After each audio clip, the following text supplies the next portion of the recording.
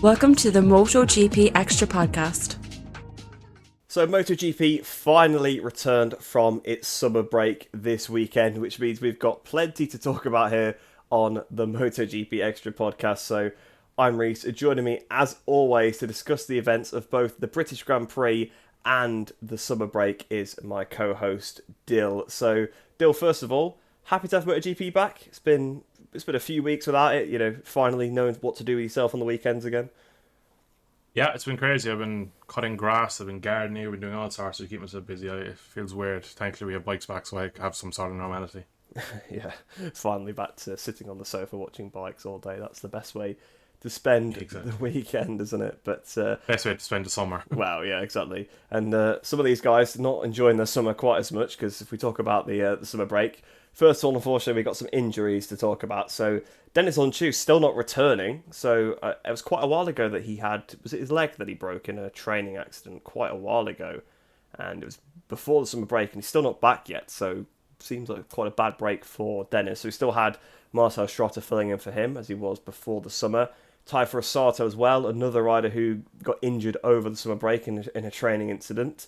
I think he planned to ride this weekend, but pulled out last minute, so no replacement for Ferrasato. But again, hopefully we wish him well. With Luca Nunetta as well, picked up an injury over the summer break, and it's Shire Ill who stood in his place. And apparently he himself had lots of pretty bad injuries as a junior rider, so really is all injuries here. And then probably the most ridiculous one of the lot, we have Remy Gardner, who was supposed to replace Cal Crutchlow as a wildcard rider. So Cal was supposed to be wildcarding himself, has had surgery, which apparently has not been a great recovery from, so we do wish Cal very well. But he was supposed to be wildcarding this weekend, but then he had to pull out of that, so Remy was replacing Cal as the wildcard. And then on Friday, Alex Rins had another crash after obviously injured himself at Assen and being replaced by Remy himself at Sachsenring. He came back after the summer breaks, injured himself again, so then he had to pull out of the weekend, which means Remy had to replace him. So hopefully you're able to follow that, but that was the injury roundup, so never really that good to talk about, but it's worth noting for just as we move on into the weekend. Hopefully those riders will be back soon. Hopefully, for the next round we'll see some of those guys back, but not sure on the injuries that some of them have. And then actually permanent lineup changes we had over the summer as well. Josh Watley from the MLAV Racer team in Moto3 is they've parted ways mutually, and we've now got Vicente Perez for the next few rounds until Indonesia, and then later on Eddie O'Shea. So don't know what you make of that one, Dill. I feel like this one's been coming for quite a while. I was surprised to see it mid-season. I kind of expected it to probably happen before this season, and then once they'd stayed together, they'd probably just carry on to the end of this season. But Josh obviously really been struggling in Moto3 over these last few years, and well, I think it kind of is telling the thing I think of first when I think of Josh Watley's career is that he crashed on a warm-up lap last year in Austin. That's the only thing I can think of. So yeah, I feel like this change has definitely been coming for quite a while. Yeah, for me, he's probably gotten longer than he should have. I feel this might be harsh. Again, Watley's not been great. I'm not a great fan for many reasons of Ogden. I feel MLAV's team has come in at probably the wrong time for the up-and-coming Brits coming through. I just don't think he has the right crop of riders to make a good go at it. I think he's done quite a good job in terms of his resources into team and stuff, and he seems quite a good businessman and just runs the team quite well. But I feel like they've just kept with Watley for maybe a year too long just because they don't really have anyone. And I think now they're going down the line of looking at maybe some up-and-coming European riders that maybe bring a small bit of money with them just to keep the team afloat, maybe until they can get the next crop of either British Talent Cup riders or wherever they may be, the next top British riders. But it may become kind of a split team next year, half European, half British, if they do keep Ogden and maybe go with Vicente Perez or Eddie O'Shea impresses and he keeps his seat. But yeah, it's unfortunate for Watley, but he had his chances and it's well deserved that he's moved aside for someone else.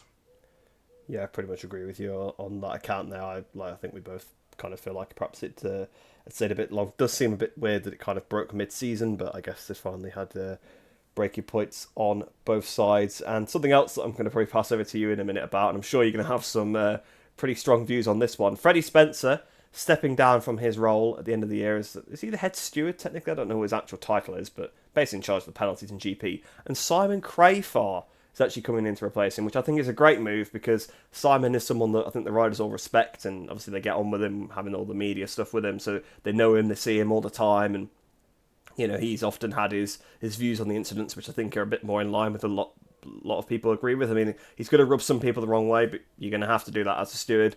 Freddie kind of, well, it all fell out a while ago when, well, it's been kind of even since he started, really. There's been issues with some of his decisions, but, this season, I actually don't think some of the decisions this season have been too bad, honestly, but some of the riders have really fell out with him this year, so it'll be interesting to see what the actual overall sentiment in the paddock of that one is. I think it's quite positive, but it's going to make a big change to the way the race is stewarded from next year, and I guess you probably think it's a good change as well, Dill.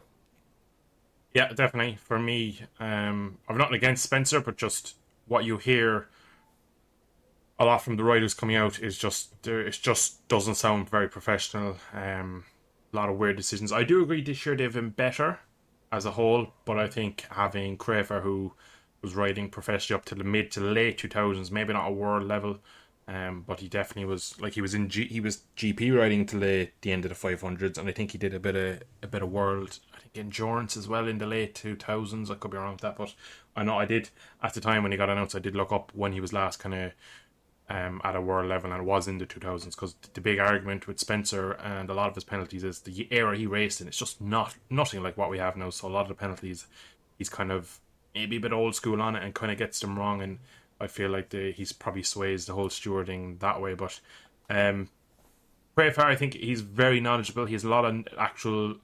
He's very good kind of pundit as well as commentator and overall social interviewer and stuff like that. And he does the MotoGP laps at the moment. He still rides, so he's still young enough that he's probably a better fit for the job than Spencer.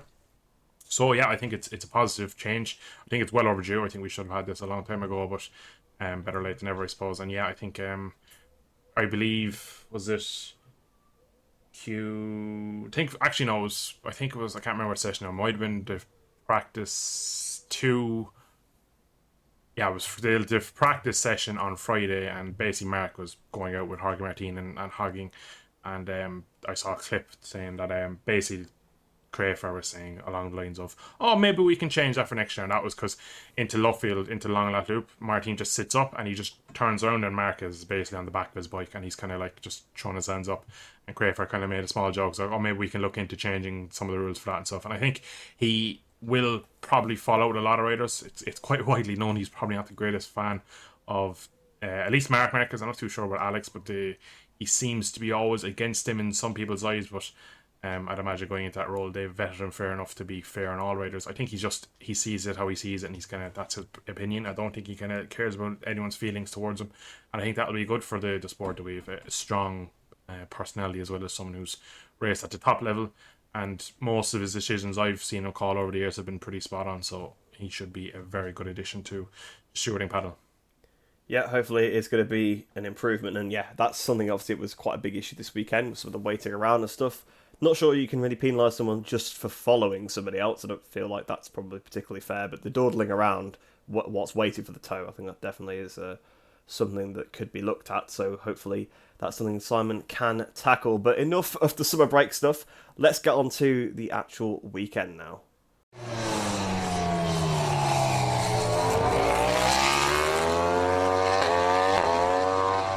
So the Moto3 race then, as always, pretty chaotic. I mean, over the last couple of years I think we've said it over a few times this podcast, it's a little bit less so, but somewhere like Silverstone, tyre wear was really, really high. On a Moto3 bike, a lot of these fast corners are flat out or close to flat out, so big slipstream effect, people go slower than they actually can, always going to bring us a bit of chaos, and that certainly was the case today. So on the first lap, we had Munoz and Ralston both going across the grass at Vale. If I'm not mistaken, we're still yet to see that incident. I definitely haven't seen it anyway. I don't know if it did get replayed, but I definitely didn't see it. And initially, everyone's kind of thinking, oh, that must be Munoz's fault. But Munoz is gesticulating quite a lot, and Ralston actually gets a penalty for it. So rarely, David Munoz is having somebody else rough him up, instead of roughing up somebody else. But they both had to go straight across the grass and put them to the back. And then a couple of laps later, around the same section of the track, we had Scott Ogden and Angel Picaras going down in one incident, with Picaras unfortunately crashing in front of Ogden. Then we had Perez going down the same corner. So in the first few laps, lots of battling, lots of aggression going on, and a few incidents as well. So is it pretty much typical of Moto3? Everyone's come back from the summer break. Everyone's a bit rusty. We've got this close battle. We are going to see a few little incidents early on. I think the big thing, as you mentioned in qualifying, I think a lot of people were out of position. I think people who had pace didn't necessarily get good qualifying. Like, for example, Rulston, brilliant race pace, as well as Munoz, but just in qualifying didn't make it happen. So your riders who are starting the race probably outside the top 15, thinking themselves, right, well, I can be on a podium here. I need to have an absolute whirlwind of an opening first sector, first lap, and that's how we see these incidents now. The Picaris one is more just kind of a forgivable. He's made a mistake, and unfortunately, Scott Ogden was just too close and just couldn't really get out of it. Is one of those things in racing where it can happen. But yeah, I didn't either see the Ralston one afterwards. You just see them both basically being picked up into the gravel. And as everyone else, I also thought straight away that's a Munoz special. But yeah, Munoz didn't get the penalty. He was very, very angry in the gravel as they rolled through. Unfortunately, they both dropped to the back of the grid. That kind of little sector there through Vale and onto the Hamilton Straight is very much really one line, really sweeping. So if you're on the inside track with dirty tyres, you kind of have to just forfeit your positions to the back of the grid. And then Rudson got a double lineup penalty, so he's obviously after doing something and punting them both wide. But yeah, I also didn't see it. So it was a bit of a strange one because they seemingly caught most of the shot, but you just don't see the initial instant where the penalty was given for. It must be pretty bad to get double on that penalty as well. Like, definitely, usually egregious. Yeah, because I mean, we saw someone do something that's probably much worse in the MotoGP sprint and only get a double on that for that. So yeah, it kind of feels like it must have been a pretty egregious one from Ralston. It must have been nowhere absolutely near, but that was the start of the race, and then it did settle down a little bit. But of course, you know, Moto3 is always going to be some battles going on throughout. Again, we've talked about this quite a lot this season. Obviously, with the Pirelli tyre change, it has been a bit of a different style of racing in Moto3. You kind of have to keep your powder dry a little bit. Less of these dive bombs because you can't afford to sort of wear the tyre or try to square the bike off. Silverstone was probably always one of those circuits that even on the Dunlops, they had to kind of look after the tyres a little bit. So certainly on the Pirellis, they were doing that. They were good, second, maybe two off the qualifying times when they're going around. So yeah, they're really having to hold back, and it does leave a bit of intrigue. It does, I think it makes it more difficult to come through from further back unless you've done it on the first lap. I think it does make it more tricky because you have to look after the tyre so much, and there's just one long sort of train of riders. So we didn't see too much of the overall positions changing. We saw the top group kind of swap a few places, but the middle part of the race probably calmed down a little bit, wouldn't you say? Well, I think Silverstone would have been such a high-speed track that a lot of the moves were being done in high-speed corners where they actually don't seem to lose the time. They were just kind of just like nicely sliding past each other, just kind of drifting up the inside, moving slightly past each other, slipstreaming past. And if you go to a track like Correct, where they're usually done into first gear corners, where they're really stopping it and holding up everyone, it's much more flowing. So I think the big group race, it was just kind of, if you kind of take a bit of a step back and just watch all the bikes at one point, you can just see everyone kind of just moving around and just sliding forward, sliding back. And for the majority of the race, it was just one of those where the pace wasn't, of course, lightningly fast because of the tyres. So riders who maybe were a bit more over their limit were slightly at ease being in the front group. So we see these races pretty often where when the tyres come into it, riders that probably aren't there genuine on pace can just maybe use a bit more tyre to stay there and then fade away towards the end. And in fairness, it was a pretty clean battle after the opening few laps of the race, or the opening lap where we saw a few incidents. And yeah, again, it's usually the top guys who are in there and they're kind of keeping the powder dry, and turned out to be true again with the three that managed to get the podium. Yeah, so as you were kind of alluding to there, the top guys kind of kept the powder dry till right at the end, really. 5 laps to go. The top four, all of a sudden, the top 4 riders in the race, the top 4 in the championship, Alonso, Ortola, Via, and Holgado, all of a sudden taking the sort of the top 4 positions, not necessarily in that order. I don't think they were in that order to start with, but they sort of then started to drop the rest of the pack. So definitely a bit of tactics going on, and that led us to the last lap, which was a very, very aggressive one. So Via was leading onto the last lap. Once again, he really is turning into one of those riders who can sort of get to the front of these races and try and bolt away and just put a bit of a gap in on that last lap. But unfortunately for him, didn't quite work out on this occasion. Ortola, who actually started it in third place, overtook Alonso at Copse, and then down towards sort of Maggots and Beckett's, he managed to force his way past Via, and Alonso followed him through, virtually rode through Via. I think you'll probably have some interesting things to say about that one, but yeah, he basically rode through, and there was definitely contact, and that pretty much put Via out of contention for the win. I mean, he was still there, but he kind of lost a bit of momentum from that. He closed up on the slipstream down towards Stowe, but he wasn't really quite able to get back up into that fight. Alonso just sort of then had to focus on defending from him, because of course he was probably a bit angry trying to go back at him, and that kind of allowed Ortola to keep the lead. And he actually made a mistake into Vale. He ran really wide, and if one of the other guys was closer, I think that could have been curtains for him. But because they were sort of scrapping over each other a little bit, Alonso and Via, it allowed him to have enough of a lead just to square it off. I think he even had a little twitch as well, and then he was just able to run it to the line. So Ortola, the guy who was second in the championship going into this race, still second in the championship now, of course, gained some points back on Alonso, and we haven't seen a lot from him since the sort of the start of last season. He had those sort of back-to-back wins, and then he kind of dropped off, and then the last few rounds here, he started to really come back to the fore, and it's good to see from Ortola, good to see someone taking the fight to Daniel Alonso, but it was probably one of those classic Moto3 last laps. Maybe that move from Alonso a little bit of the line, though, as well. Yeah, I was actually surprised Vire didn't actually run across, because he does so well to stay on the track, and then kind of modern racing, small touch, they're straight across. They kind of take any little contact as, I can kind of run off here and keep my position or keep my track or whatever. So kind of fair play to him again for not kind of resulting to that. Maybe again, there was a bit of grass there, so he probably didn't want to kind of jump off it completely, but at the same time he did quite well to get back to that close to Alonso, but unfortunately Alonso was too strong. He kind of drifts his whole way into Vale, Porsche's wide. Again, Ortola had made such a mistake into it. He had gotten very hot in. I think he probably thought they were closer, defended overly aggressive, went so deep. But yeah, he did brilliantly today. It was his birthday as well, and it was a pretty perfect race. The only thing I can kind of have to mention is on the hanger straight on the last lap, moved twice. Bit of weaving for me. Don't like to see it. Probably would be harsh to be classified as a penalty to lose the race win, but he does do two jinks. Now, it's not in the braking zone, he is way further down, but still, you're not allowed to just basically weave, and that's what he's doing. Because if the first guy does it, then there's a chain reaction to 3, 4, 5 behind him do it then, and like if you're onside at the back, you could get clipped. We've seen it before, and yeah, so fair play to him. Great race from him. Again, he seems to get these purple patches where he'll have maybe 3 or 4 rounds a season where he's really, really fast and slightly goes missing again. It could be down to the team. We talked about Manuel Gonzalez last year in Moto2, that if it's a slightly better team, maybe he could be a bit more consistent. So maybe with Ortola, if he was in one of the more kind of A-class teams in the championship, we might see a more consistent Ortola over the year.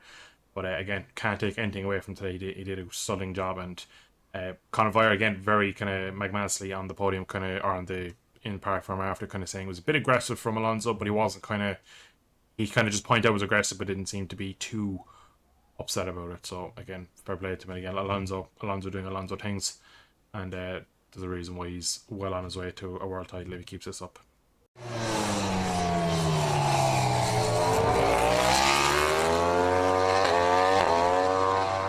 So Moto2 then, this weekend, kind of showed us something that almost we were alluding to in Sachsenring, or not us alluding to, but was being alluded to in the race. Kalex looked a lot stronger in the Sachsenring than they had in the previous rounds. Having this summer break where they actually had Pedro Acosta actually testing for them a little bit. Well, the WP guys at least had Pedro Acosta tested for them on the Kalex bike, but you can be sure that Kalex themselves have also been doing some testing over that summer break, and it seems like they've looked at the data, they've come back, and for the first time this weekend, I'm pretty confident saying this, it's the first race this season we've had a Kalex lockout on the podium, and it seems like Kalex, maybe at least at this circuit, but we've now seen it sort of across the last couple of rounds, have been looking a lot stronger. Maybe the bike to beat once again. I mean, they're always going to come back at some point, but it seems like after the summer break, they've hit the ground running. It looked like they definitely had the advantage back over the Boscoscuros. Yeah, the German manufacturer have gotten their head down and worked at it. So it's kind of, for me, the start of the year, it was a bit of an unknown for everyone going on to the Predis, and I think it's just taken a few months for Calyx to get themselves kind of up and going on the much softer compound and more aggressive wearing tires and just more grippier tires overall on the Predis. So just the whole kind of change in kind of I suppose the way everything works, really. Just the whole idea of how a bike needs to work, they'll have to change a lot to get the bike working. So I'd imagine a lot of it would be just kind of dialing in the bike on them tires. And again, they have plenty of data, and it hasn't taken them that long, really. I'd imagine big steps have been made over the summer break, and we have seen this weekend that they were pretty convincingly the better bike to be on. We've seen a few of the riders we've probably talked about this year being the runaway riders on the Bosco Scuras be quite at sea, and that's probably a bit down to Calyx's resurgence over the last kind of 6 weeks or so. And it's good to see. This is what we want. We want to see different bikes at different tracks. We like to see a championship that's kind of interesting and changes from week to week. We don't want to see the complete opposite of Calyx and just see another brand doing the business and seeing just Bosco scores every week up there. We like to see a nice mix because it gives different racing, different manufacturers, different styles. So it does change the racing. So it was good to see him back, and I am definitely happy. And we're going to the Red Bull Ring next, which is WP. So we should have a very interesting race weekend there in terms of consistency in bikes, and definitely we'll probably see a race weekend there where all bikes are probably very even, including the different suspension manufacturers. So it's going to be a good race weekend there, I think. Yeah, so we could potentially see WP being the superior suspension. Although actually this weekend they had two bikes on the podium, so actually did like they whatever Pedro managed to do over the summer breaks really helped them out. They've made a huge step. Seems to be much more comfortable for the riders there. But you kind of alluded to this as you were sort of saying that some of the top guys we've seen looked a bit lost. Aldeguer probably the most out of the lot this weekend, looking completely lost from Friday morning to Sunday afternoon. Just didn't seem to have it. This is a track as well where he won last year pretty convincingly. This is also a track in the past where the Bosco Scuro has consistently been very good bikes. So it's not necessarily that they have got here and all of a sudden the bike's terrible or Aldeguer doesn't like the circuit. Both in the past kind of have worked really well here. But it seemed like this weekend, a bit like, was it Le Mans where he kind of was a bit missing all weekend? It seemed like a similar weekend to that, but maybe even a little bit worse. I mean, he didn't crash at least, so I guess that's an improvement over some of the weekends he's had earlier this year, but just didn't seem to have the pace, didn't really come forward in the race either. You know, he got through Q1. It looked like in Q1 he'd actually got it sorted because he kind of started doing the lap times the top guys were doing, but I don't think he really carried that into Q2. Qualified quite poorly, didn't make much progress in the race, and yeah, it showed him in the pits after the race. He didn't look best pleased, did the universal, let's roll on to the next one, but I'm sure he'll be hoping that heading into the next round he can bounce back because just clearly didn't have it this weekend. Yeah, I'm starting to think maybe there's been such a change with the tyres where when will we see the tracks that the Bosco Shore chassis previously has gone well, will that be kind of a bogey track? Has it kind of gone such a swing where they used to work really well on Dunlops? Will it be a difficulty to get the bike working well on the Pirellis at that track? So Silverstone was the track they've gone well before, and all weekend really all of the Bosco Shores didn't really seem amazing. I know I qualified on pole, but look at his race. Garcia didn't really qualify well, had a great race, but both of the speed up bikes were way off it, and they didn't really show any sign of turning around in the race. So going forward, I'd be interested to see. I'm trying to think back to Texas. How well did they go there? I believe that was a weekend that Dixon on the WP on the Calyx seemed better. No, he did crash, but that was like his first weekend where he showed a bit of promise. So Garcia won, didn't he, at Austin? So yeah, so I think at that point the Calyx was probably still a bit too far back for them to be under pressure. But I think going forward now, maybe we might see tracks where they've previously gone well might become a bit of a struggle just because the change of tyre has been such a big change to the whole bike overall. Watch for Misano then. That's one though they've gone pretty well in the past. Let's see if they go a little bit more backwards there. But it wasn't just the Bosco Scuros where it didn't have the best weekend overall. Joe Roberts, obviously going into the summer break, didn't have the best couple of races. Obviously, he was out of the Dutch TT after breaking his collarbone. came back at Germany and actually did a really good job, I think, of the damage limitation, and did a good job to score some decent points. And he came back, looked like he was back on form, looked quick this weekend, but unfortunately, he just pushed a bit too hard in the race. He'd got up to third place. The runaway leaders were a few seconds up the road from him. He was pushing to keep up. Danny went at farm, and it just seems to not be going Joe Roberts' way anymore, because we've also heard over the summer break that potentially he's lost out on that trackhouse seat to Iagora. So it seems like Joe Roberts, it's just not quite going well for him. Going to lost some hefty points this weekend again, because Garcia actually had a decent finish in the end, obviously the championship leader, which we'll come on to later. But yeah, Joe, it looked like going into this weekend he had the pace. The Kalex being back, we said it in the last podcast that the way that we saw Joe Roberts winning this championship was because he's the top Kalex rider and he's got such a buffer. If the Kalex starts beating the Motogp, he'll start taking chunks out of those guys' points and he'll be able to fight them in the championship. But the first weekend, really, where it looks like the Kalex is better, and he tricks up the road. Yeah, and probably from here on now, there's probably an argument maybe he's at the end of his title hunt, because lost points, obviously Nassin. Very good recovery in Saxring to kind of get the points home after the crash in Netherlands. But again today, a strange crash, because that's a crash you have in qualifying. When you go over the limit, you just risk too much on that corner. But in the race, it's not a corner you see very often. And it is a difficult corner, but you don't really see it that often, that deep into the race. So a bit of a strange one. It's a lot of points after losing now the last 2 races that he's not finished in, or the 2 of the last 3, but it's going to be tough now. Again, maybe is it a kind of the same situation as Arbolino? Did the GP turn his head to that whole saga of potentially going onto a GP riding and kind of progress up the MotoGP ladder? But for now, he needs to just start kind of maybe get back into his routine and his rhythm and see can he finish off the season well. For all it's worth, I think Iagor's gotten the trackhouse seat. I think that's not an option. For a lot of the talks of him going to it, there was always the reports that Brivio was never too keen on it because he's been in Moto2 for so long, and it's kind of only now with the big rule change he's kind of come forward that he couldn't really do it while on the Dunlops, and there was some kind of that did hold fruit, but it does look like now that Iagora is going to take that seat, and there's still maybe potentially he go to Pramagama, but they've also said themselves they want experienced riders. They're not really probably going to take a punt on a Moto2 graduate. So for Joe, it's going to be difficult now. I think he can just focus on having the best finish to his season he can. I struggle to see him, like you made the point there that if I said previously, or we said previously, if the Kalex came back to the front, that he'd be the man to pick up the pieces because he was the fastest. Today it looked the fastest pieces, and it was Dixon who won, and he ends up in the gravel. So maybe again, I just think maybe he's after just getting a slight little change in the head from the whole GP. Everyone talking about how there's a seat available at the American team in GP, the American Moto2 is doing the business.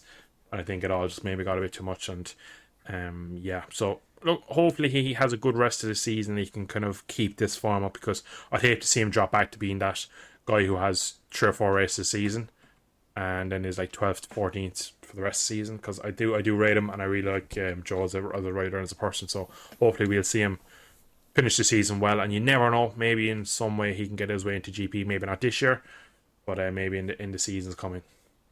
Yeah, it's always a potential, for him in the future. Even if he doesn't go this time, if he's as good as he's been this year, next year, then he's definitely he'll probably be on some more teams' shopping lists. It won't just be necessarily the case that the American team wants him, which could allow him to get onto a different ride like a Ducati or something like that, which obviously is definitely the bike that you try and get onto if you're able to. But yeah, it does seem like he has potentially lost that seat to Iagora, which was not something I saw coming. I imagine probably the same for you. Very, very, very shocking, and I think quite a shrewd decision potentially from Trackhouse. I think I would be a really good rider, although based on today's race, maybe not so much. He did not have a good race at all. Iagora was absolutely, it was terrible. I mean, I don't know about you, but I saw that he got pole position. His biggest issue so far this season has been qualifying. I saw him on pole. I thought, yeah, he's just going to disappear into the distance and win this, or he's going to maybe lose a few positions early on, but be like 4th the whole race, and then come through at the end when the tyres go off. But he just didn't have anything the entire race. It was so strange. He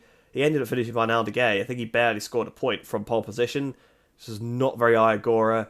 The commentators are saying potentially maybe he's got a dud tyre or something, because yeah, it was so bizarre. I've never seen him have a race like this before. Yeah, it's just strange. There has to be a reason behind it, because if he's qualified that well, just clearly he's had good feeling, good speed. And fair enough, if maybe he managed to get a better lap than he probably deserved in qualifying, we'll say that he over qualified. He still wasn't race pace 15th.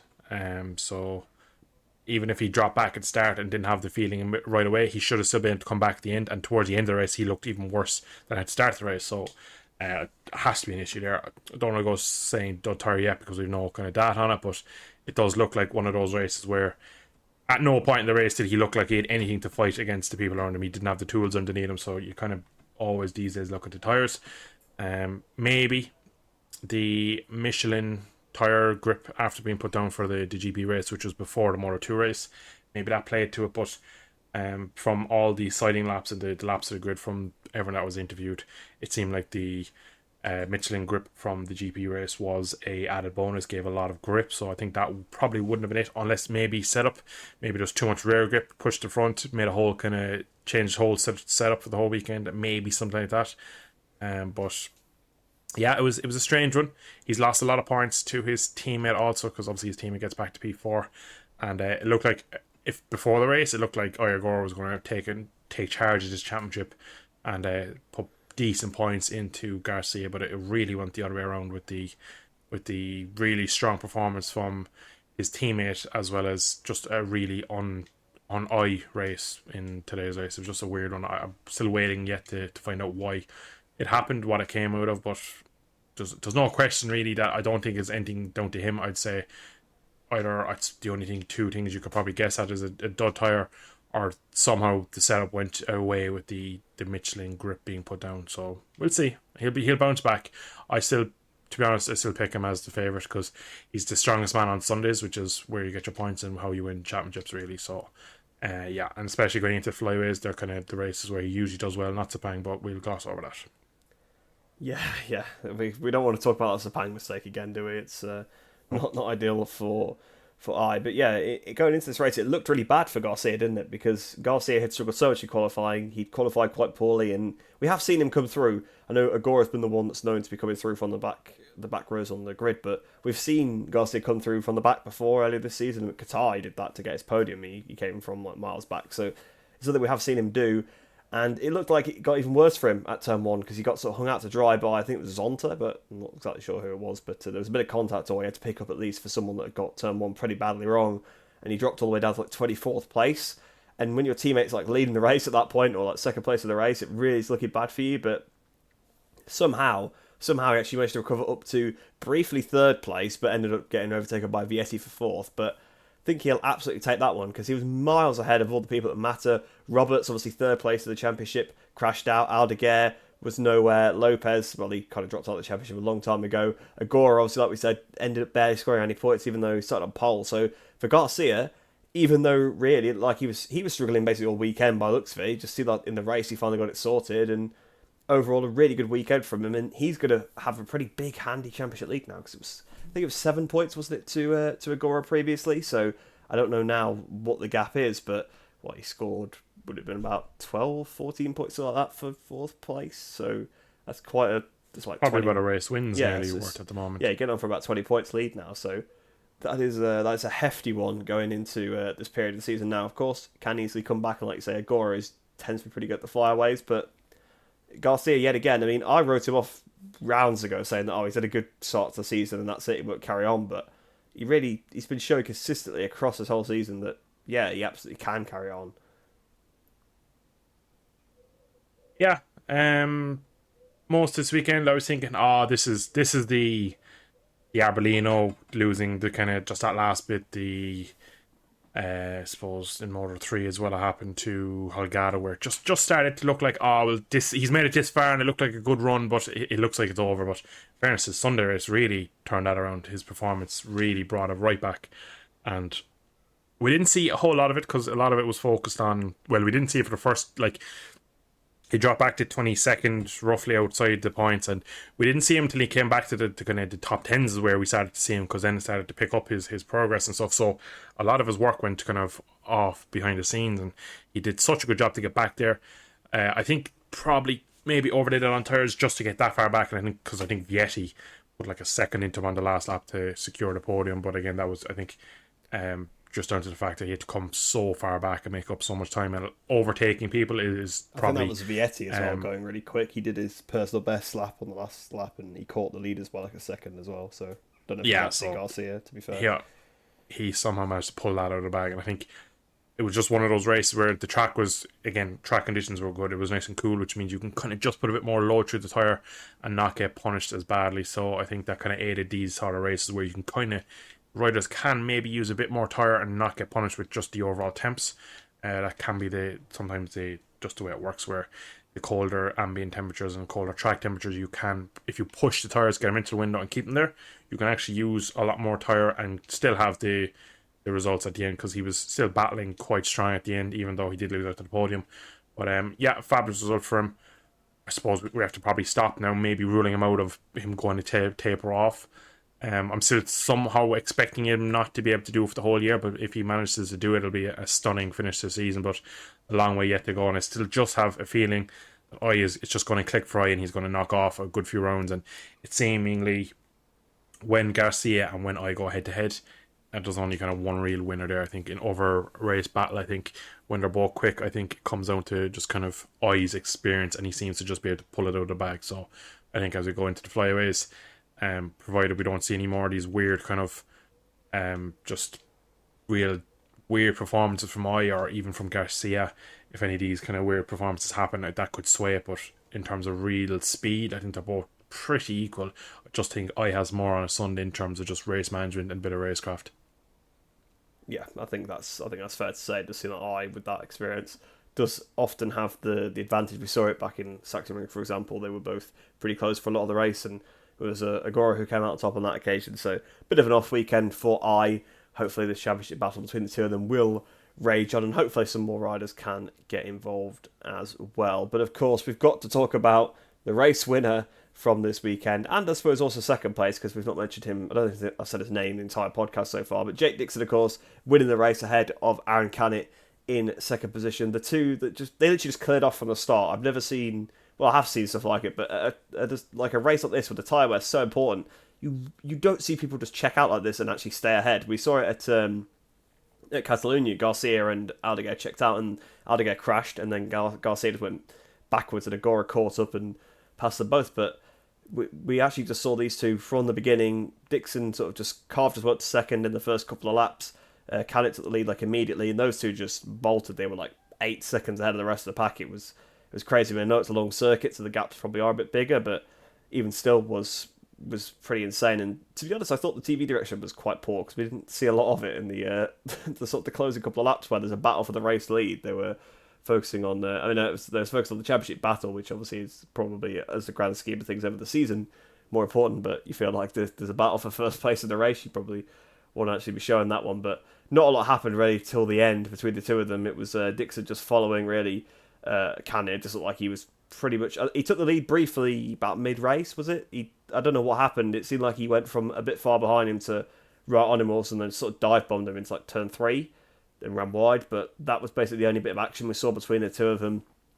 Just seemed like Dixon was waiting till right at the end. And if you compare this to last season at the circuit, obviously qualified badly, crashed in qualifying, ended up towards the back, had to try and battle his way through a contact with Darren Binder early on, and had the interview where he didn't exactly come across too well.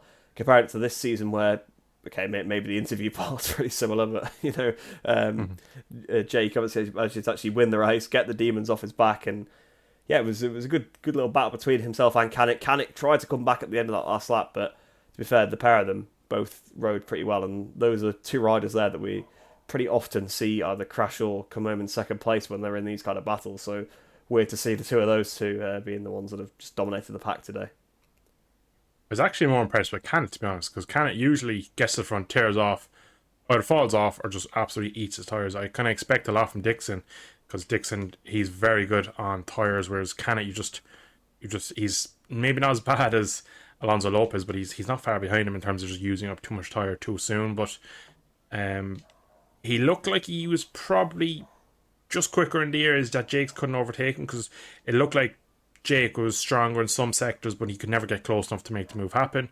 But I think just about 3 laps ago, Jake gets turn 1 wrong, and then he jumps onto the back of him, so you go, oh, well, Jake looks like he has a bit of pace. Makes the move, gets into the lead, and Kenneth says he's got a false neutral of some sort. I'd imagine he's just not engaged the gear correctly, and he's probably had to have a second go to cost himself up to a second to Dixon, he said, and then he couldn't really make the gap back, and Dixon brought it home for his first win at home. I think the gap was maybe made a little bit bigger by Oyagora being kind of in a bit of a cork in the bottle. I reckon if you look what Garcia did, I think if Garcia starts towards the front, he goes away with them guys. Yeah, I think there was people who probably could have done that race with them, so maybe it looked a bit better than it probably was for them. But I think just Oyagora was just so struggling at one point in the race where he holds them up so much that we see them make such a break, because you are right, you just never see his breaks, especially in the tyre races.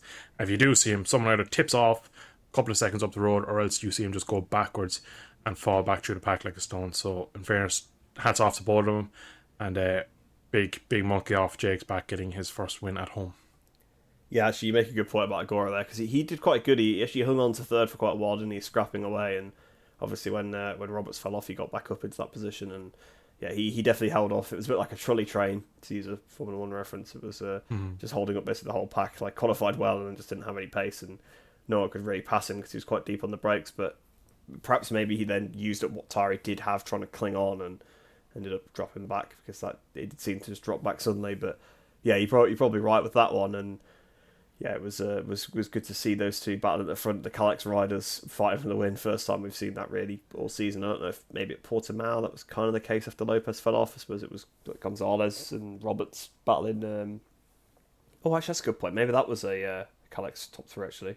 I can't remember, but anyway, it's kind of irrelevant. So yeah, Jake finally bringing that one home, and to be honest, looking like you could argue been one of the best riders of the last 3 rounds. He's been on the podium the last 3 rounds and been looking like the least likely to make mistakes out of a lot of them, which is not something you've got to say about him in the past, that's for sure.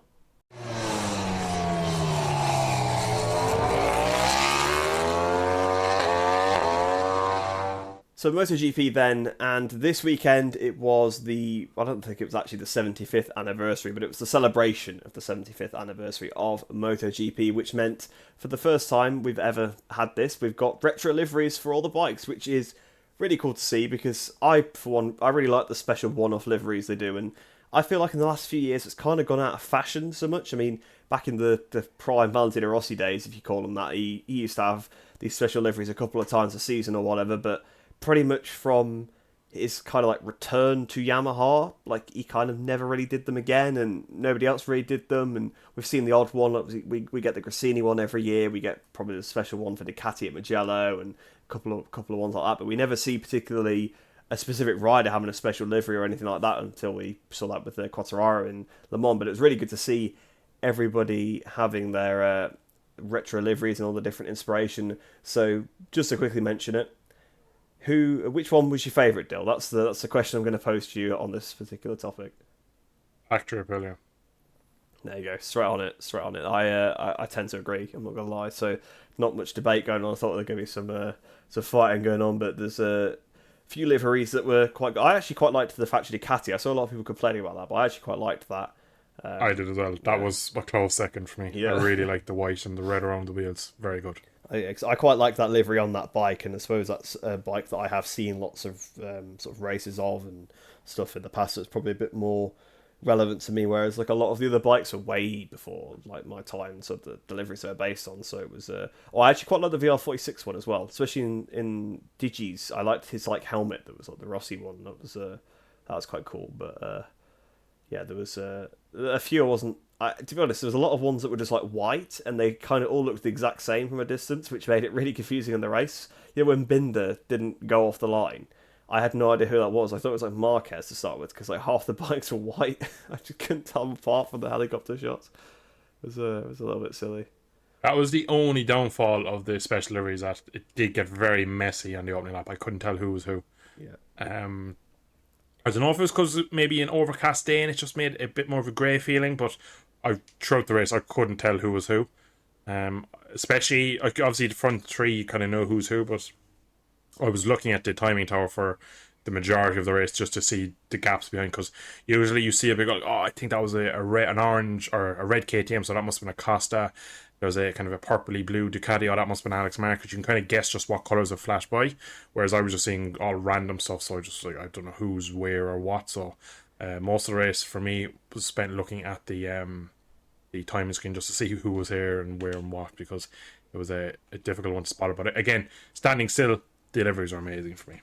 Yeah, they were good to see. It's nice to see a bit of variety, and it's a shame that they only ran them on race day, but I suppose you can kind of understand why for the fairing reasons. But yeah, I had the exact same thing. Like, it was down the hangar straight, couldn't it? You could sort of see in the background the different bikes, and I like in races I like to look to see, oh, who's that position there, but you just can't tell because just you weren't sure who was who. So yeah, like the same as you, I was trying to look on the timing tower and figure out where certain riders were, which usually I try and get a little glimpse and see where they are in the background. But that was the retro liveries, quite fun.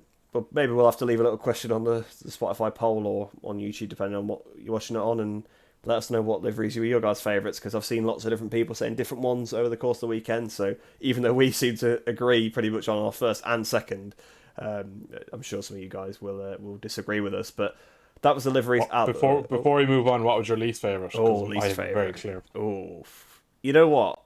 That is tough. The least favourite ones. I actually didn't like the KTM or the Gas one. You know, I just didn't think they were very nice. Like, I thought they were basically both the same as well, and I didn't really like them.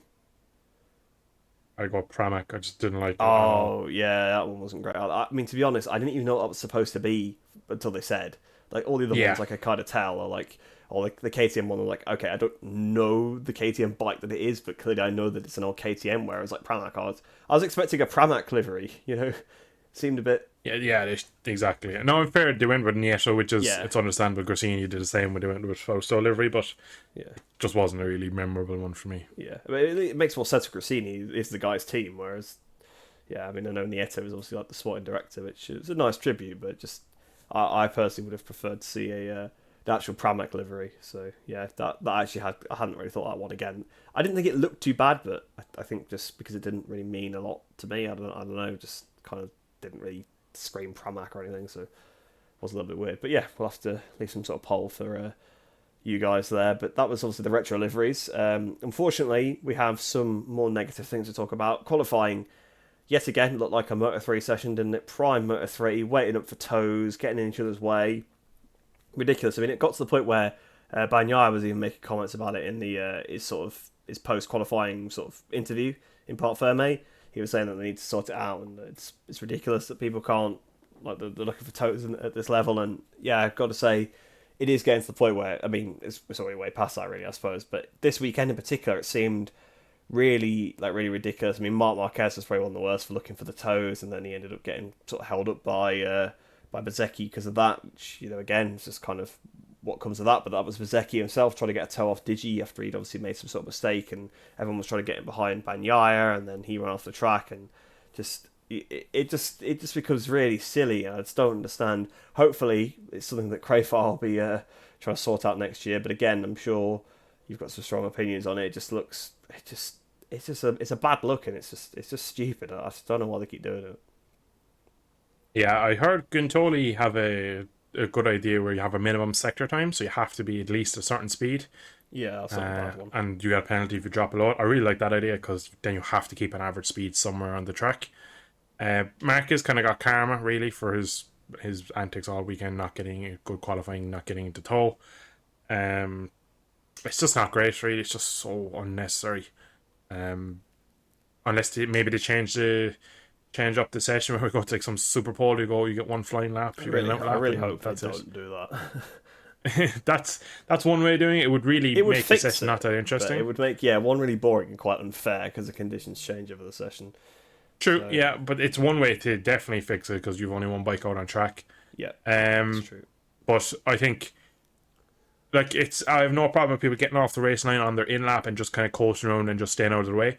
But when you've 7 bikes coming out of the pits and they're all like pulling over to the left and then looking over the shoulder and then gunning it and then running wide and pulling over, that's instantly there. If you are on an outlap looking over your shoulder for someone, that's a long lap penalty, straight away. It has to be they have to make it so strict that the only time you can do it is if you're on an in lap or you're on an out lap and you're making sure you're not getting in someone's way. Just the constant pulling over, and we see them braking hard and the bike's moving around, and they're, oh, it's just so terrible. Like, we already saw it, was it Bastianini in Assen where him and Marcus came together?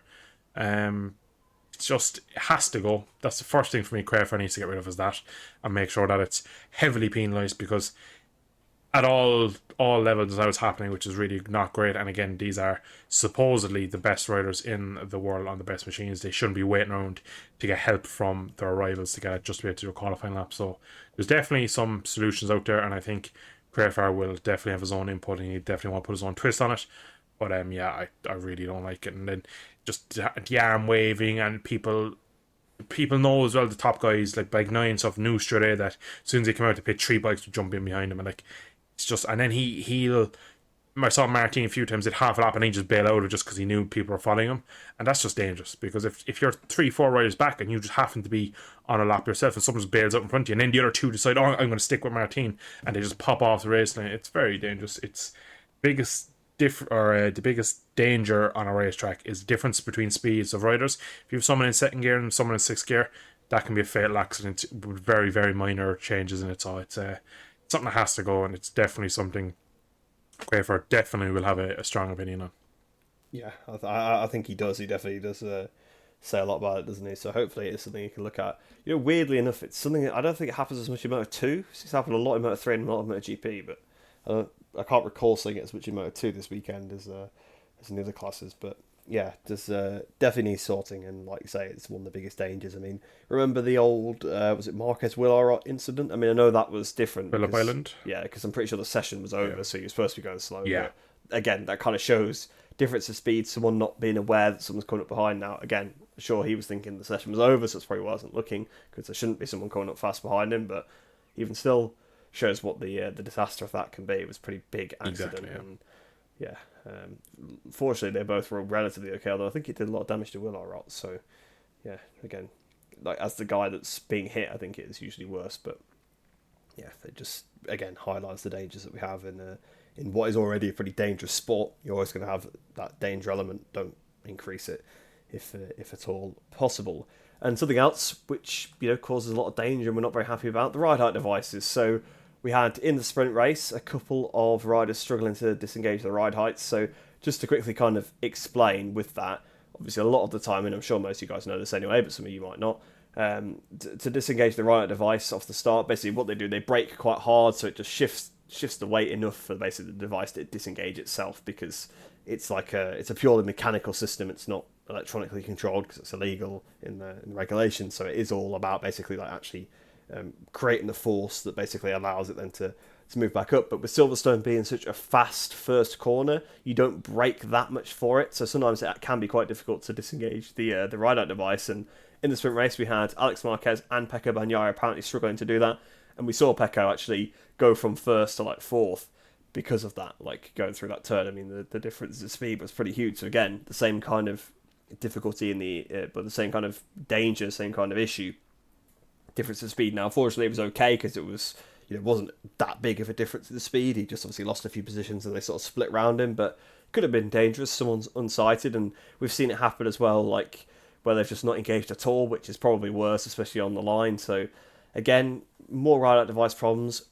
I just want them to get rid of this. I wonder if Craig Farr will to do anything about that. I don't think he will, but maybe he'll just start giving penalties out for using your ride-out device and to make them stop using it. But yeah, again, another system, another thing that's just so stupid. I just really wish they'd get rid of.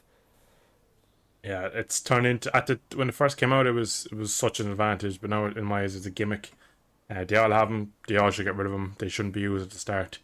Fair enough. There is the slight argument that the bike is lower and provides better grip, and the bike is more stable off the launch.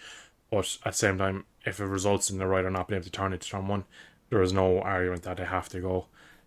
It's only a matter of time before they go. In my eyes, they'll have to eventually.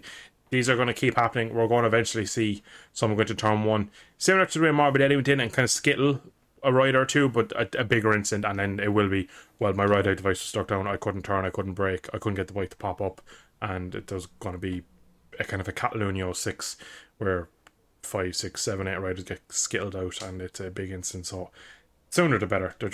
They have no need to be on the bikes anymore. Um, yeah, it's just the sport can evolve too far sometimes, and this is an example of it going too far. It's gone extreme on one way, and it's not good. It's amazing for lap time. It's amazing for the launches. They're the best launches you ever see, but they've kind of taken them slightly out of the rider's hands. A lot of launches now you see the bike are nearly perfect, and you kind of think, is that the bike, or is the rider getting such a great launch? Those riders in history, like Pedrosa, used to always, because he was light, could get a brilliant start. Johnny Ray has always been a rider that's been brilliant off the line. And in GP, you just think, oh, the KTMs are going to go to launch, but like that's not about the rider, that's about the KTM. So I think this equipment needs to be off the bikes as soon as possible. Yeah, because you also see when they do these practice start sessions, some of them, like the same riders, sometimes they'll get an amazing start where it looks absolutely perfect, but then another time it's like, does it quite work because the device probably hasn't quite done its job correctly or whatever, or it's not behaved the way they expect. So again, just causes these bigger differentials in starts. And we don't really see any issues on the starts in Moto2 and Moto3. I know they're less powerful bikes, so maybe Superbike comparison's closer because they're more similar in terms of power to GP, but again, you don't really see issues off the line in that without the ride-out device. So again, just potentially just another danger point that could be removed. And Yoshi did mention in that point there the Morbidelli incident, so we may as well talk about that one. I don't think there's there's too much to talk about here. Morbidelli completely got it wrong to turn one, braked too late basically, was out of control going to the first corner, absolutely wiped out poor Bez. It was a massive impact for Bez really, like right in the sort of the back of the bike, and it flung him up. Both riders down, both riders looked a bit injured, both had to be helped away. Apparently it was only Bezecchi that ended up going to the medical centre, but I'm kind of surprised because Morbidelli really limped away and had to be helped away. But fortunately, it seems like, I think they're both in the race today, so it seems like they're both okay. But again, pretty clumsy from Morbidelli, and it's not the first time we've seen him be pretty clumsy and cause some little incident. I mean, usually he's sent to the stewards for getting in people's way. But he has had a couple of these race incidents, and obviously we had in Sachsenring as well. He like ran wide and just cut back without looking, and I don't know. Morbidelli always seems to be in these sort of weird little incidents, and then didn't exactly help himself by just trying to basically say it wasn't his fault and that Vinales brake checked him, even though we're on board with Vinales when we see the incident, and that's clearly not the case. And tries to say that, well, even if it was his fault, he wasn't irresponsible, but just seems a bit silly. Like sometimes if you made a mistake, just say I'm sorry, I made a mistake, and just accept your penalty. It just makes you come out a lot better from the situation. Yeah, I think Vinales was at fault. Clearly from the replays. No, Yeah. in all seriousness, it was one of the ones he's made a mistake. Maybe when that, I don't know when that comment was taken, was that after his first initial feeling of Vignales? Like we've all had times where you think you see something, and then you watch back replay, I was like, oh, my brain told me lies there. That did not happen how I thought it happened. And maybe he's gone back to the box and he's been interviewed and he's reckoned he saw it that way. After watching the replay, there's no question. You can't argue he was definitely fully at fault. He just gets in a bit hot, it gets a bit of a skip and a jump, and then it's kind of there's not much he can do from there. The bike is already on a move, and his overspeed is too much, and he's into the back of Bez. Bez's foot kind of got clipped and stuff, and it was just a horrible accident. He got thrown, and it was just not ideal to see, because that kind of ruined the rest of his race for King, because he wasn't really doing anything on Sunday, to be honest. And Bez is already having a tough season, so getting taken up by one of his VR46 stablemates was not an addition he needed to his weekend. So yeah, unfortunate for him, but Morbidelli's Sunday then was ruined by his double long lap. He was back battling the Hondas last time I saw him, so it was just an unfortunate one, because he got 11, so he got decent points in the end, whereas Bez was limping for the rest of the day, and I'm sure for next week or two. But Frankie does have these moments where he may be a little bit too lay back and too calm, and maybe his decision making isn't always amazing. He seems, as he's gotten older, he's worse. I don't remember him in his in Moto2 days or his Petronas days being like this, but definitely when he went to the factory Yamaha when they were struggling, he was further back. Some of these incidents became more prevalent, and he's definitely brought them to Pramac with him. Yeah, maybe it's just a bit of desperation because he's sort of on the back foot. I mean, especially Yamaha is kind of trying to prove that he was good, and obviously basically trying to beat Quartararo, I guess, who's someone who is quite good on these first laps and certainly gets good starts and qualifies quite well, so he's trying to maybe bridge that gap, and maybe that's just sort of translated over with that's just how the way he rides on these opening laps now. But it does seem, I mean, it's not like he's taking people out every weekend, like, don't get me wrong, but it does seem like he gets involved in, like you say, maybe some of these like sort of too relaxed or kind of brain fade moments he gets involved in, and just it doesn't take much. It's easy for us to sit here and say, "Oh, he's missed his breaking point, one idiot," but it's pretty easily done. I imagine when there's that much going on in the MotoGP race, and you are got to focus on trying to brake hard enough to get your right device off, and it's a simple decision going. Does it go left or go right? I mean, if he'd gone left, he would have probably just about avoided everybody and just gone wide himself and be able to carry on. But that's easy to say from home, and we've seen incidents like that throughout the years with different riders in different categories. And we saw it with Bridewell and Irwin in BSB last year, for example. Just decide which way to go quickly and get it wrong and just completely wipe out the other guy. So yes, it's one of those things that happens. So I'm sure he'll take it on the chin. I mean, I feel like just. And like you say, maybe he did get interviewed pretty soon after. I don't know when those interviews were, but again, it does seem a little bit strange to be trying to sort of subvert the blame instead of just saying, "Okay, I messed up," kind of thing. Because clearly the stewards saw it that way either way. So yeah, you kind of have to sort of take it on the chin a little bit sometimes. But see, Bezzecchi, he's going to Aprilia next year, so we'll talk about Aprilia now. It's the best transition you'll ever hear from point to point. But Aleix was really, really strong this weekend. Always goes well at Silverstone, does Aleix. I mean, even in the days of the Aprilia was a dog. He'd occasionally get a decent result here, top 5, top 7 maybe, something like that. But he'd bring home a good result. He'd qualify well. And pole position, which was absolutely fantastic. It was an amazing lap. And unfortunately for him, really, in the sprint race and the main race, he just didn't have enough, really, on his bike to be able to fight. Obviously managed to bring home the podium in the sprint race, which was a good result for him. And then in the main race, he just didn't quite have the pace of the 4 Ducatis, in fact 5 Ducatis I think it was in the end in front of him, which, yeah, I guess kind of, even still I think a decent weekend if you're the top non-Ducati. I think that kind of just shows that Ducati was, even the 23 bike was too good to be beaten this weekend by the Aprilias. And Aleix, had a great weekend, even though he's retiring. But on the other side of the garage, we had Vinales, who had a shocking weekend. I mean, I remember watching the main race, and I looked, obviously Aleix was in, I think he was like second at that point, or second or third, having a pretty good ride. It's like, Vinales is down 10th, like, what's going on? He just was nowhere all weekend. He crashed in qualifying, of course, and maybe he was a bit injured, I don't know. He crashed at Farm, which is quite a fast corner, but even at that point, he was miles off, and his teammate was on pole.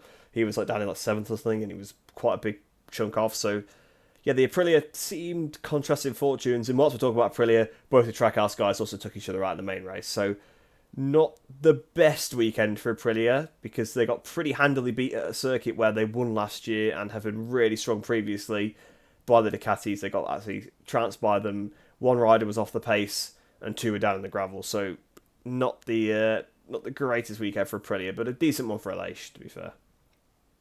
Yeah, the bike seemed working well. I think Maverick just never really got...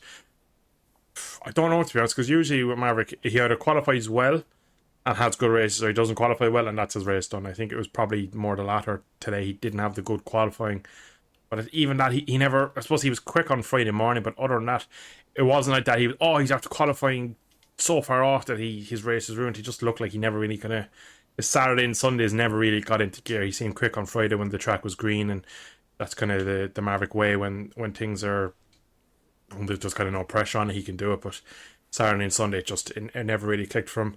Aleix, again, is doing brilliant considering he is retiring at the end of the year, and a qualifying lap fast ever lap around Silverstone, and was probably a bit unlucky to end up 6th in the main race and only 3rd in the sprint race. But I think today and Saturday especially, he got the best out of his equipment, whereas obviously Pecco crashes in the sprint and doesn't have a particularly amazing main race, so you can't argue that Aleix hasn't gotten the best out of his package all weekend, but looking where all the other Aprilias are, especially his teammate. Yeah, I mean, he had a good weekend. I mean, it's like we said, it's an Aleix special track. He always goes well here, and I just can't believe he can still dig in so much, because we've seen riders completely drop off when they announce their retirements. I mean, I think probably one of the biggest ones was Pedrosa, when he'd been kind of struggling a little bit, but he's still there or thereabouts at the start of 2018. But then he announced he's retiring, and he just dropped to a midfield rider, didn't he? At that point, he wasn't the same anymore. And ever since when he comes back for the odd wild card, he's sort of back on form. So it's not like he lost it. He just kind of didn't have the need anymore when he'd announced his retirement. I suppose you could maybe say a similar thing for Valentino. He was not quite the same. I mean, he'd kind of dropped off quite substantially after the whole COVID thing the year before, but even still, I think after he announced his retirement, it wasn't the same until it turned up at the last race and he got back in the top 10 again. So it was, just it does happen sometimes, but Aleix doesn't seem to be taking that approach. I mean, the weekend he announced his retirement, he was also on pole position, if I'm not mistaken. So really, it seems to not have affected him at all. He seems to be still able to dig out those performances, and yeah, Aprilia must be pretty upset that he's not going to be a test rider for them. Honda probably quite happy to see the performances he's putting in, because obviously he'll be going off to there. But a really good weekend overall for Aleix. And you did mention there Pecco, obviously struggling quite a bit, so we'll talk about his weekend. Qualifying, not too bad for Pecco, was decent.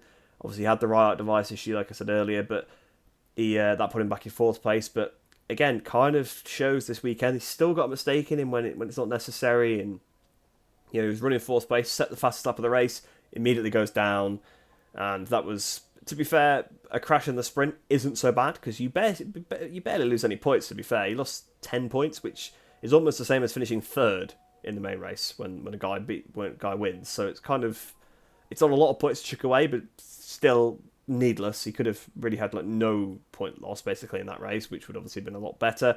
But yeah, still looked like he'd got the psychological advantage going into this one. But it seems like this weekend he just wasn't really on form, which was a surprise, because this is a flowing circuit that's got Pecco Bagnaia written all over it. Look at Assen, how dominant he was there. But he obviously made the mistake in the sprint, which was probably a bit from being flustered from being a bit further back than he should be. Then in the main race, he led for a lot of it. He led for quite a lot of the race. He was looking quite comfortable, but then it seemed like all of a sudden Martin was all over the back of him, past him. Then Bastianini finally got past Aleix, was basically right at the back of those two as well, and immediately went past him when he went right at Luffield, where he lost the front. He had to pick it up. So I think maybe Bagnaia ran out of tyre. I think he was having to use a tyre he didn't like, if I'm not mistaken. I think the medium tyre was the only feasible tyre given the conditions, so I think he was probably unhappy with that. But not the best weekend for him, because this was obviously coming off a summer break where he'd just taken the championship lead. He'd made Martin crash out the lead, and he's immediately lost the championship lead once again. It's only a few points, only 3 points, but even still, it's got to have that psychological sort of blow that he'd kind of got the upper hand over Martin. He was going into the summer break. He was going to get married. He'd got this lead. He was going to a circuit that he really likes, but he comes out of this weekend with a crash and a few points down now in the championship. I think this is just Pecco, really, in a nutshell. I think, again, when he crashed on Saturday, I was kind of thinking already about the podcast, and that, we've talked so much that, he can't keep making mistakes like this, he can't keep doing this. I think this just is Pecco. I think he's going to continue making. I don't think he will stop. It'll be interesting next year, because Marquez, as of late, has not been that strong anywhere, really. He's getting good results. He's kind of getting the Marquez results where he's still somehow on a Sunday can beat off the rest of the GP23s. He can beat the Aprilias, the KTMs, but obviously can't touch the other 3 factory Ducatis, and even some weekends he's battling Morbidelli. So it's just I don't know about next year how strong he'll be, because he doesn't look amazing at the moment. I know there's a bit of a jump between the 23 and the 24, but he still doesn't look that special to the point where I thought he would be on that Ducati. Pecco, he crashed for me, as well this weekend, worth noting, at the sprint too. Yeah, exactly. He was another one that as well. He was kind of like Pecco. He just felt the tyre allocation wasn't suited to this racetrack. The soft tyre obviously wasn't usable. The medium was weird, said Pecco, and he said the hard was just outside the temperature range. So they all kind of felt that there was bit of a tyre kind of mismatch for this weekend. They just were kind of outside the window of what they actually needed. So for Pecco, I think this is just Pecco. He's going to have these mistakes in him over a season. I think his battle is, can he outscore his own mistakes, really, is kind of the long and short of it. We've seen him win a couple of championships doing this. Obviously, we consider every week, he needs to cut it out, but I don't think he's going to cut it out. I think he's going to keep making these mistakes. So he's had a good weekend overall. He's been on the podium, but it's not been Pecco good, because when he's going into summer break, he was ruthless, and I think maybe he just lost a slight edge after the summer break, and we'll see. Obviously, last year at Austria, we were full of praise for him for his speed, so we'll see how he gets on in 2 weeks' time.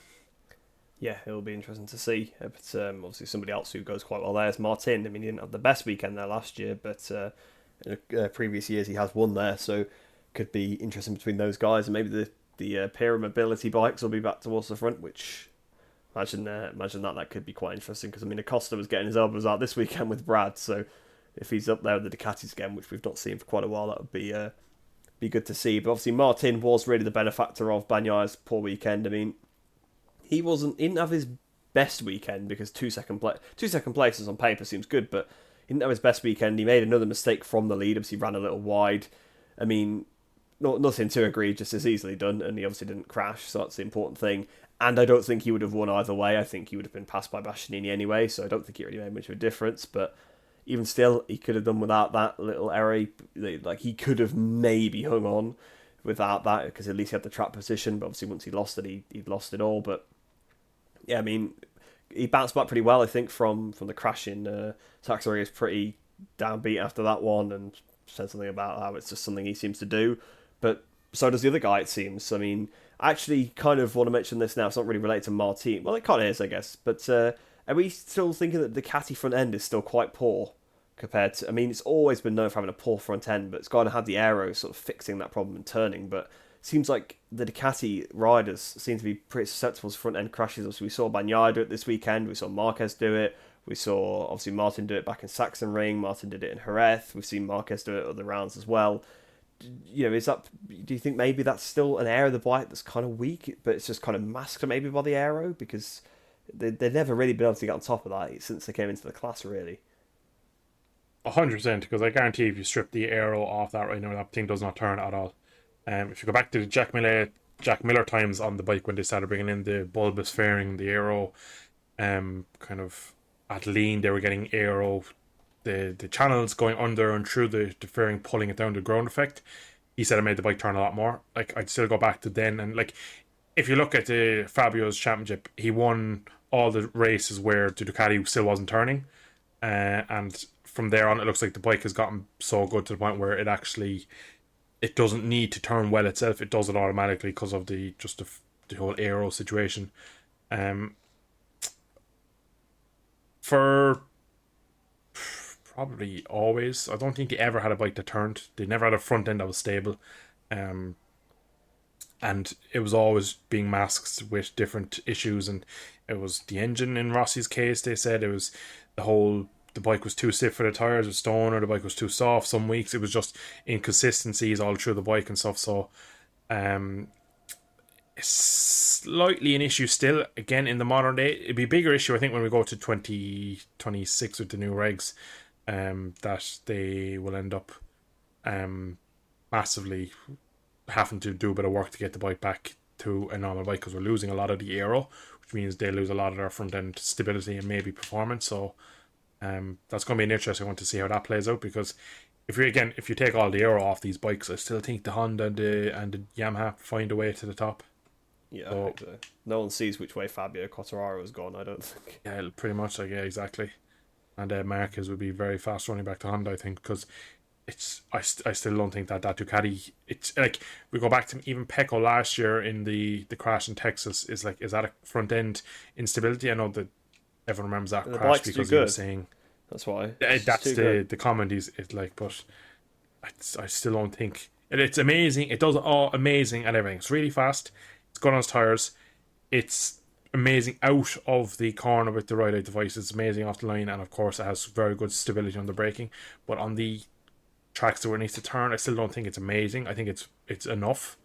I think you see, if you put a Aprilia in front of it, the Aprilia can just roll away from it. I think that's what a good front end looks like. And again, I think it's a big issue with their front end, but I think it's being masked. And I think as long as, like, they're crashing so often from the front, and I know they're on the limit and stuff, and that's fair, but if you have a bike that has a bit of a front end weakness and you're on the limit, you will see it. Because even Stoner, he was like, I rate Stoner a lot more than Pecco still, and Jorge Martin and Bastianini, but he still crashed that Ducati, and that front end wasn't always something he could tame. He did it probably more than Pecco can and stuff, and he got away with it. He had this weird riding style in a way to counteract it, but it looks like kind of more conventional riders still struggle at the front of that bike, definitely. It's a good point to make, definitely, because it's probably something people don't think about, but there's still that DNA somewhere buried in that Des Medici. Yeah, I feel like when you see front end crashes, it's from them more. Because actually, the Hondas haven't been crashing as much lately, I don't think. Which the Probably last couple just of years, given up. well, yeah, that's true. But for the last couple of years, they said the front end hasn't been as good, and they've been crashing more. But I don't know. It seems to be a little bit better, and that's not really anything to do with Ducati, but just thought it was a interesting point. But yeah, sort of as we were saying before, I guess Martin has had a pretty smart weekend, I guess, because he's finished second place twice. Didn't try and beat Bastianini when he couldn't, because I mean we've seen Bagnaia do this very same thing before. I mean, remember Le Mans, 22 was it, where like he ran wide, Bastianini got through, and then he tried to sort of catch back up with him and just crashed.